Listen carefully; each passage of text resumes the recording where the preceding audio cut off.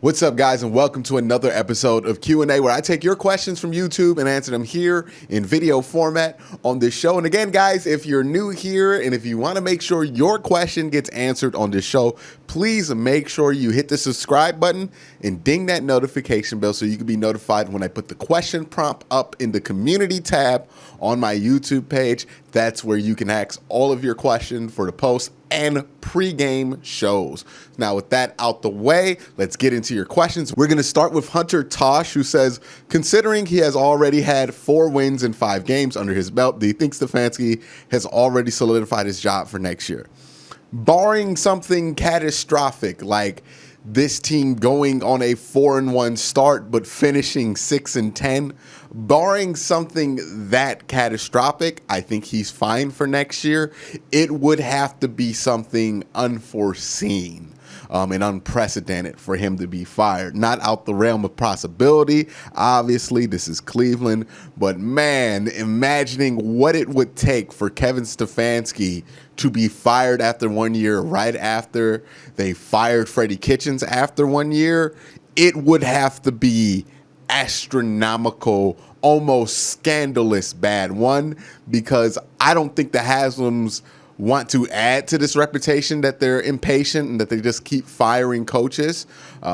2, Kevin Stefanski has done such a good job throughout the first 5 weeks. It's hard to imagine what he could possibly do to get himself fired in a year. So ultimately, I think something that drastic, that scandalous would have to be like off the football field, like something terrible would have to be uncovered, or for Kevin Stefanski to lose his job in under a year after the hot start that he's gotten out to. I think any coach would have gotten a second year under the circumstances just because Freddie Kitchens got fired last year. Given the start that Kevin has had, it would be astronomical what would have to happen either this season or either personally for that to happen. The next question comes from the football fan who says, hey, Quincy, do you think the Browns secondary will be able to handle Smith-Schuster and the new rookie Chase Claypool, considering that our secondary is slow?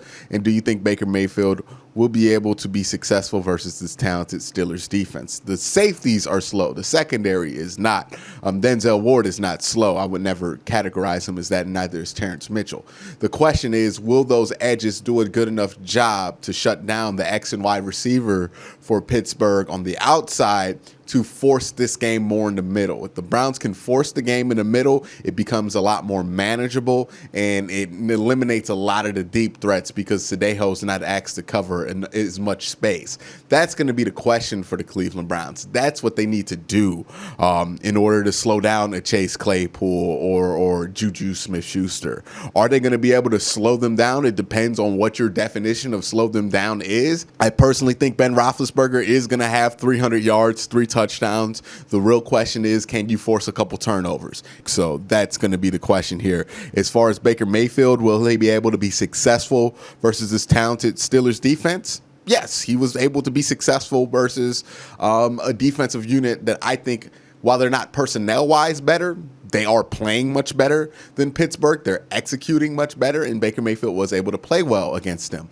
And given the fact that I think this offense is a much better fit to attack Pittsburgh's defense than it was Indy's, because Indy doesn't blitz a lot. Pittsburgh blitzes the most. They're the most aggressive defense in the NFL, and that's going to leave their belly open to a lot of play action, a lot of misdirections, a lot of counters, similar to Dallas. Obviously, much better football team than Dallas, but this is a team that's vulnerable to what Cleveland does really well, which is a lot of those play actions. So I think Baker Mayfield has a better chance, and this is going to sound crazy, but I do think he has a better chance to be successful against Pittsburgh due to matchups and fits and schemes and everything like that than he did against Indy. And the fact that he was able to have a good half of football in Indy gives me some confidence heading into this game. Obviously, we have to see where he's at physically after the rib injury, but If that's not a problem and he's just out there playing football, then I think it's going to be an interesting day in Heinz Field for the Browns offense. The next question comes from Gabe Greenlee, who says, "Morning, Big Q. My question is, who do you see having a bigger role this season, David Njoku or Hollywood Higgins?" There's interestingly a role for both of those players in the same part of the field. David Njoku is somebody I would like to see in some more red zone packages to get the ball in there, even though that hasn't really been that big of a problem. It hasn't been a problem at all, actually, throughout the start of the season. Baker Mayfield, that's one of the areas where he has played really well in the red zone. Rashard Higgins is actually really good in that area as well. He just seems to have a nose for the end zone.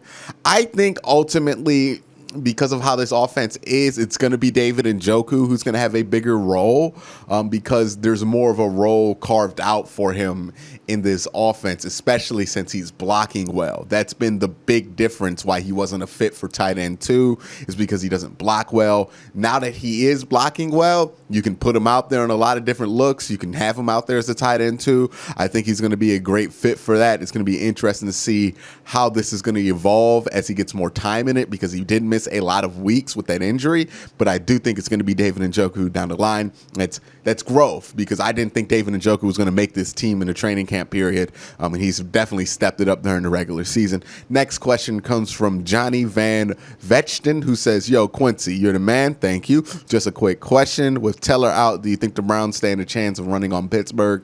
We saw them struggle most of the game against Indy, and I think the Steelers' run defense is better than Indy's." I would disagree with that first statement. I don't think they're better than Indy's at run defense or interior defensive line. I think the areas where Pittsburgh is better than Indy is probably exclusively their pass rush. I think their edge rush especially is much better than Indy's, but everything else, I think you're more equipped. I think the Browns are going to be able to run the ball against Pittsburgh, in my opinion. I think that's going to be there. I think if they just run it straight at them, they can have it. I think they can have some of the misdirection stuff that they did in Dallas. I think a lot of things are going to be available against Pittsburgh that wasn't available in Indy, but thanks for the question. Next question comes from William Coltrane, who says, "My question for this week's matchup. In recent news, OBJ was sent home for being sick during practice. If he does not play on Sunday against the Steelers, which I hope he really does, but a big what if here, what do you think will change in the matchups, the tight end in the middle game, and do you think the passing game will be hurt, and even the outside run?" I think the outside run will be fine. OBJ is a good blocker, but Rashard Higgins is a similarly good blocker. And then you also have Jarvis, so I think you'll be fine in those plays. The misdirection stuff, that's going to hurt. And yeah, it will hurt not having OBJ out there, because I think you're going to have a good amount of one-on-one matchups that you can take advantage of Pittsburgh with. And Odell against any of the corners that they have out there in Pittsburgh, I would like that one-on-one matchup. I would like to see Baker throw it up there and give Odell a chance to win it. And I think that would be a huge part of the game plan. If he's not able to play there, then that's one less weapon that you can rely on. You have Jarvis Landry, who can win you a 50-50 ball, but he's just not the deep threat that Odell is. He's not the home run hitter that Odell is. And this week you might need more home runs. So hopefully he plays, and this is a non-story. Lamar Jackson was similarly tagged with illness before last week's game. He played and he was fine. But yeah, if Odell's not out there, that's going to be huge, because I think a big part of this game plan this week is going to be taking advantage of their cornerbacks on one-on-one matchups, because I think you can do it against Pittsburgh. The next question comes from Meep Zai Caps, who says, "Hey Quincy, there's been a lot of buzz at the beginning of the year about the Steelers defense. I personally don't think it's been as good as advertised. Do you think that'll continue on Sunday?" This is the test, right? They have not looked great against some not great offenses. Now a legitimately good offense comes into town to play them. This is the test for that Pittsburgh Steelers defense. Will they hold up? Will they play up to competition? Because some people have said they played down to competition. Will that be the case? We will see. What we have seen through 4 weeks with Pittsburgh is that defense has been leaky, especially in the secondary. They've just had issues. Now, we've also seen from that defense, to be fair, when they needed it the most, that defense kind of woke up.